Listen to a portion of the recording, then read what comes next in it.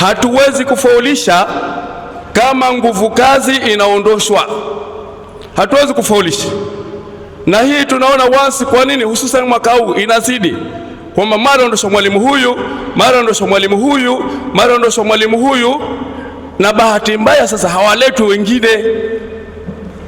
Sasa inakuwa nguvu kazi inapungua kiasi ambacho sasa vipindi vile vile vya walimu walioondoka, maana yake sasa wabebeshwe walimu wengine, kiasi ambacho sasa pengine mwalimu ana vipindi 37 anawezekana sasa akawa na vipindi 40. Tuangalie kwa wiki atafundisha vipi vipindi 40 vipindi 45, sawa? Wakati mwingine somo hata hana interest nalo, ambao ulichukua kwa sababu hatuna mwalimu mwingine. Sasa hii inatupa shida. Kwa nini? Kuna nini chini ya carpet? Mbona walimu wanaondoshwa? Sawa, maana yake sasa mpaka walimu wa sekondari wasema, jamaa zamu yako wewe, maana wiki ijayo zamu yako wewe. Yaani tuambiana hivyo, wiki ijayo Mwalimu Mohamed ni zamu yako. Maana yake inakuwa hatuna utulivu. Sasa Mheshimiwa mkuu wa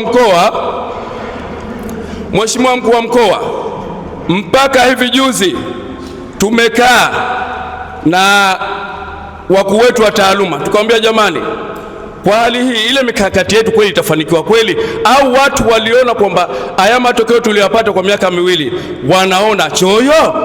Ina maana pengine kuna fitna zinakwenda ili walimu wahamishwe, ili mitiula irudi kule miaka tuliokuwa tukipata 0.20, 0.30, 0.60.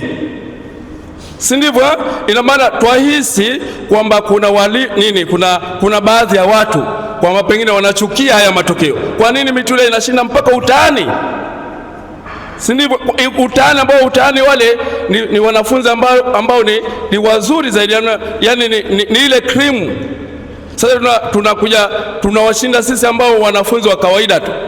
Yani mwanafunzi hapa kupata D2 maana yake mwalimu kafanya kazi kubwa sana. Yani D2 maana yake atakiwa huyu mwalimu asifiwe kuliko yule mwalimu aliyemfundisha mwanafunzi wa kasro utani akapata division 1. Kwa maana kwamba huku kuna kazi kubwa, lakini tupambana hivyo hivyo, na bahati nzuri kwa miaka miwili tumebahatika kufuta 0. Sisi makusudi yetu ilikuwa sasa ni kuondosha division 4, sio tena 0.